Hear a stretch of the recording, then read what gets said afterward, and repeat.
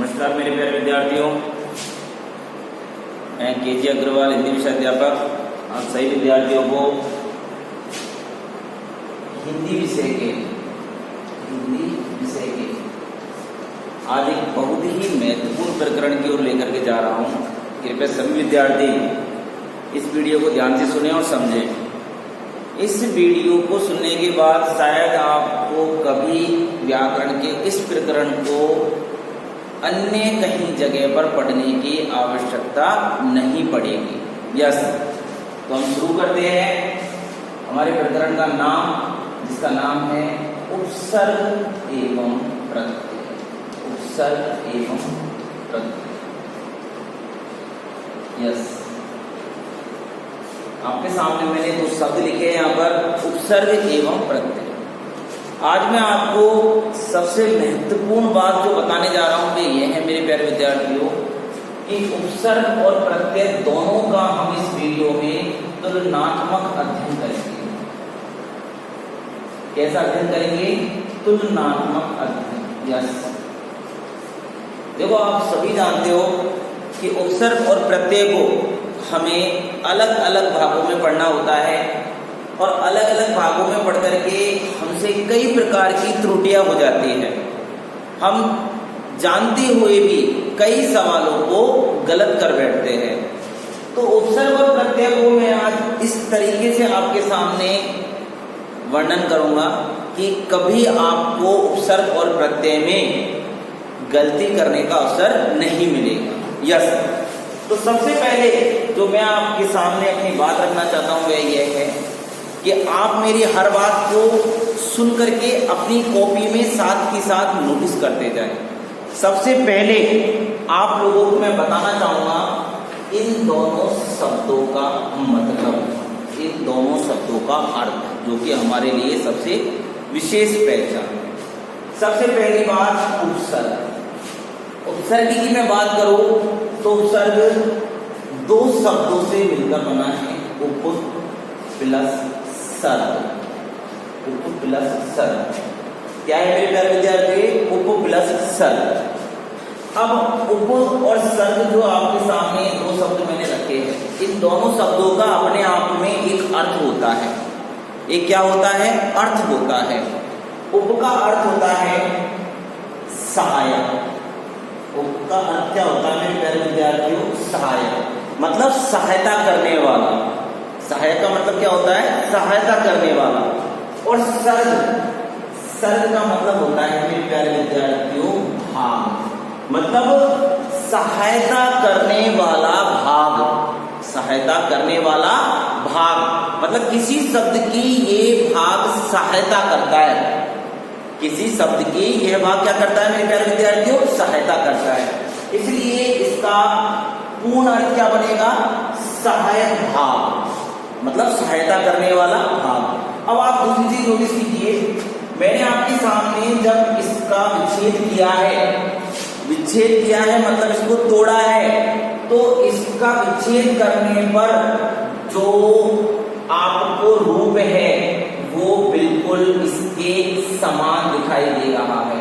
उप और सर्ग, किसी प्रकार का कोई परिवर्तन नहीं दिखाई दे रहा है। तो क्या हम इसको संधि कह सकते हैं? नहीं। क्यों? क्योंकि संधि का एक नियम होता है कि जो शब्द जुड़ करके एक नया शब्द बनाते हैं तो उसके रूप में वो परिवर्तन लाते हैं। उसके रूप में वो क्या लाते हैं? परिवर्तन। लेकिन अगर कोई दो शब्द मिलकर के जुड़ करके अगर परिवर्तन नहीं लाते हैं तो वह क्या कहलाता है मेरे प्यारे विद्यार्थियों? वह कहलाता है संयोग। क्या कहलाता है? संयोग। तो सबसे पहली बात आपको समझ में आई, उपसर्ग दो शब्दों से मिलकर बना है। उप प्लस सर्ग, उप का अर्थ होता है सहायक, सर्ग का अर्थ होता है भाग। यस, ऐसे ही मैं आपके सामने अगर प्रत्यय का विच्छेद करूं तो इसका क्या बनेगा मेरे प्यारे विद्यार्थियों? प्रति प्लस ए। प्रति प्लस ए, प्रति प्लस ए। अब देखिए आप यहां पर आप इस विच्छेद को देख करके समझ रहे होंगे कि सर ने यहाँ पर तो प्रति और ए लिखा है और यहाँ पर प्रत्यय लिखा हुआ है। तो यहाँ पर क्या है मेरे प्यारे विद्यार्थियों, छोटी ई और ए को लेकर के जिस वर्ण में परिवर्तन आया है वह वर्ण है ये। ई और ए से क्या बना है ये। अब यहाँ पर आप जानते हो कि यहाँ पर अगर शब्द के विच्छेद करने पर शब्द के रूप में परिवर्तन आ रहा है तो ये संयोग होगा या संधि होगा, संधि होगा। वेरी गुड, ये क्या होगा मेरे प्यारे विद्यार्थियों, संधि होगा। तो आप समझ सकते हैं मैंने आपके सामने दो बातें रखी है। सबसे पहले उपसर्ग, नंबर 2 प्रत्यय। उपसर्ग उपप्लस सर्ग से मिलकर बना है जिसका अर्थ होता है सहायक भाग, और प्रत्यय प्रति प्लस ऐसे मिलकर बना है जिसका अर्थ होता है पीछे आना। जिसका अर्थ क्या होता है मेरे प्यारे विद्यार्थियों, पीछे आना। पीछे आना, प्रत्यय हमेशा पीछे आता है। समझ लो आप कि जो व्यक्ति आप पर निर्भर है, जो व्यक्ति आप पर निर्भर है वो सब प्रत्यय है। क्यों? क्योंकि वो आपके पीछे पीछे आते हैं। यस, तो आप दोनों का अर्थ और दोनों का विच्छेद समझ चुके हैं। यहां तक की बात क्लियर है? ओके। अब आगे सुनिए मेरे प्यारे विद्यार्थियों, अभी मैंने आपके सामने उपसर्ग और प्रत्यय का विच्छेद करके इसके अर्थ का भाव आपको समझाया है। अब मैं आपके सामने नई बात रखने जा रहा हूं, वो ध्यान से सुनिए आप। यस, हाँ, तो जिस प्रकार से मैंने अभी आपको उपसर्ग और प्रत्यय के अर्थ के बारे में बोध कराया, ऐसे ही मैं आपको एक दूसरी जानकारी से बोध कराने जा रहा हूं, वो आप ध्यान से सुनना। देखो मेरे प्यारे विद्यार्थियों, जो उपसर्ग है, उपसर्ग है वह एक शब्दांश है। वह क्या है? शब्दांश। उपसर्ग क्या है? एक शब्दांश है। शब्दांश का मतलब होता है शब्द का भाग, जो मैंने अभी अभी आपके सामने बताया है कि वो सहायक करने वाला भाग होता है। तो उपसर्ग एक शब्दांश है। तो प्रत्यय भी आपको पता है एक शब्दांश है, अर्थात ये अपने आप में स्वयं एक शब्द नहीं है, ये दोनों ही एक शब्द का भाग है। ये दोनों ही शब्द का एक भाग है। अब दूसरी महत्वपूर्ण बात, उपसर्ग हमेशा, जो शब्दांश है वह उपसर्ग हमेशा सबसे पूर्व लगता है, अर्थात पहले। किसी भी शब्द से पूर्व या पहले लगने वाला जो शब्दांश है, किसी भी शब्द से पूर्व या पहले लगने वाला जो शब्दांश है वह क्या कहलाता है मेरे प्यारे विद्यार्थियों? उपसर्ग। और किसी भी शब्द के पीछे या बाद में लगने वाला जो शब्दांश है, पीछे या बाद में लगने वाला जो शब्दांश है वह क्या कहलाता है मेरे प्यारे विद्यार्थियों? प्रत्यय कहलाता है। तो आप पहले, अभी मैंने परिभाषा नहीं बताई, परिभाषा सुनोगे तो आपको एक अलग ही आनंद की अनुभूति होगी। परिभाषा पे तो अभी हम गए नहीं, अभी केवल हमने उपसर्ग और प्रत्यय के जुड़ने के विषय में सुना है कि कहाँ जुड़ता है, कैसे जुड़ता है, किस प्रकार जुड़ता है। यस, तो उपसर्ग एक शब्दांश है, प्रत्यय एक शब्दांश है। प्रत्यय शब्द के कहाँ जुड़ता है? पीछे, और उपसर्ग सबसे पहले जुड़ता है। यहां तक की बात क्लियर है? ओके। अब आगे सुनिए आप मेरी बात। जो उपसर्ग मैंने अभी आपके सामने रखी है, तो उपसर्ग क्या होता है मेरे प्यारे विद्यार्थी? ध्यान रखना हमेशा कि उपसर्ग का कभी भी स्वतंत्र अर्थ नहीं होता है। अर्थात इन जो उपसर्ग शब्दों को हम पढ़ेंगे, उन उपसर्ग शब्दों का कभी भी स्वयं का स्वतंत्र अर्थ नहीं होता है। इनका अर्थात इन उपसर्ग शब्दांशों का स्वतंत्र रूप में किसी प्रकार के अर्थ की हमें जानकारी नहीं मिलती है। ऐसे ही प्रत्यय में भी हमें स्वतंत्र अर्थ की जानकारी नहीं मिलती है। इनका स्वयं का अर्थ नहीं होता है। That's it. समझ में आया यहाँ तक? ओके। तो मेरे प्यारे विद्यार्थियों, अब देखिए अब मैं आपके सामने एक बहुत ही महत्वपूर्ण जानकारी को लेके जा रहा हूँ, वह है इन दोनों की परिभाषा। तो देखिए, आप लोगों ने अभी तक केवल और केवल उपसर्ग की यही परिभाषा पढ़ी होगी, प्रत्यय की यही परिभाषा पढ़ी होगी कि जो उपसर्ग और प्रत्यय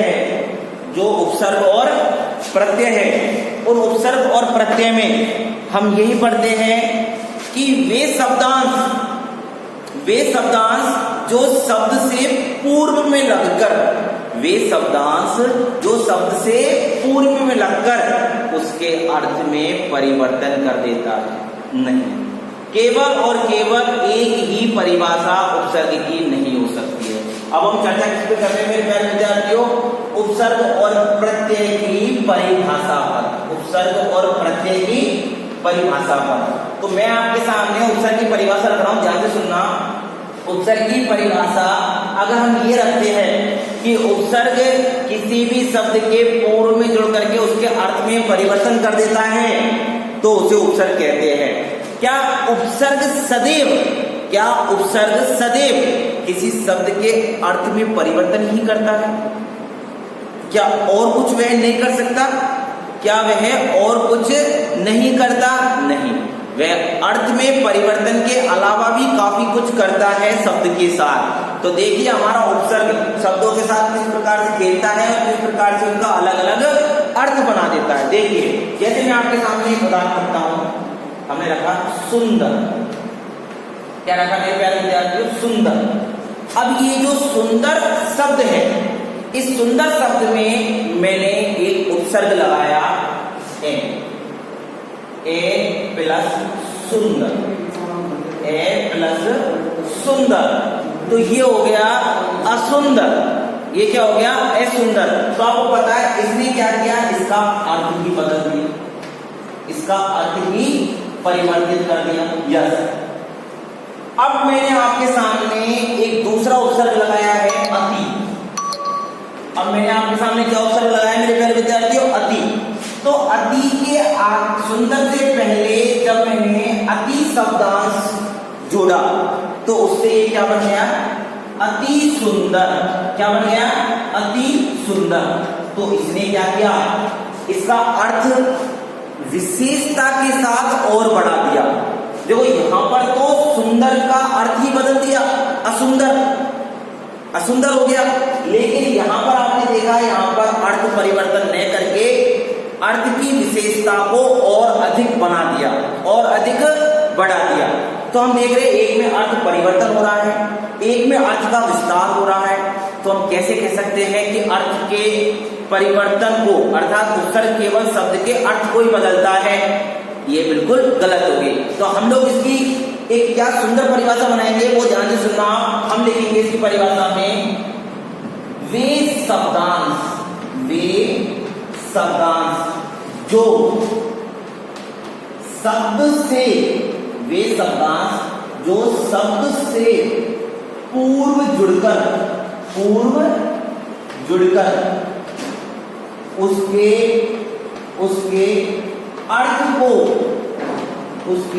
अर्थ को, अब देखो ना तो हम ये लिखेंगे परिवर्तन करना है, ना ये लिखेंगे उसके अर्थ की विशेषता को और अधिक बढ़ा देता है। हम इसकी एक अलग ही परिभाषा लिखेंगे जो सब में बिल्कुल फिट बैठ सके। तो हम लिखेंगे वे शब्दांश, चाहे उपसर्ग हो चाहे प्रत्यय हो, वे शब्दांश जो शब्द से पूर्व जुड़कर, अब पूर्व वाली बात आ गई है तो आपको पता है, और जैसे इसमें उपसर्ग आएगा तो शब्दांश जो शब्द से पूर्व जुड़कर उसके अर्थ को प्रभावित करता हो, उसके अर्थ को प्रभावित करता हो, उसे उपसर्ग कहते हैं। उसे क्या कहते हैं मेरे प्यारे विद्यार्थियों? उपसर्ग कहते हैं। क्या मेरी बात आपकी समझ में आई है? आपको जो मैंने बातें बताई है वो क्लियर है? ओके। अब प्रत्यय की परिभाषा क्या बनेगी वो आप बहुत आसानी से, बहुत अच्छे से बना सकते हो। कैसे? वे शब्दांश जो शब्द के पीछे अर्थात बाद वाले भाग में जुड़कर उसके अर्थ को प्रभावित करे, उसे क्या कहेंगे मेरे प्यारे विद्यार्थियों? प्रत्यय कहेंगे। इस प्रकार से आज हमने उपसर्ग शब्द के विच्छेद को पढ़ा है, उसके अर्थ को पढ़ा है, उसके उदाहरण के हिसाब से उसकी परिभाषा को जाना है। अब कल हम हिंदी, संस्कृत, विदेशी भाषा जितने भी उपसर्ग और प्रत्यय है उन उपसर्ग और प्रत्यय रूपी शब्दों के साथ अर्थात शब्दांशों के साथ हम विस्तृत चर्चा करेंगे। तो आज के लिए मैंने जितना भी आपको बताया है इससे संबंधित इतना आप लोग अपनी कॉपी में नोट किए और आप लोगों ने ध्यान से समझा। आप सभी विद्यार्थियों को इसके लिए बहुत बहुत धन्यवाद।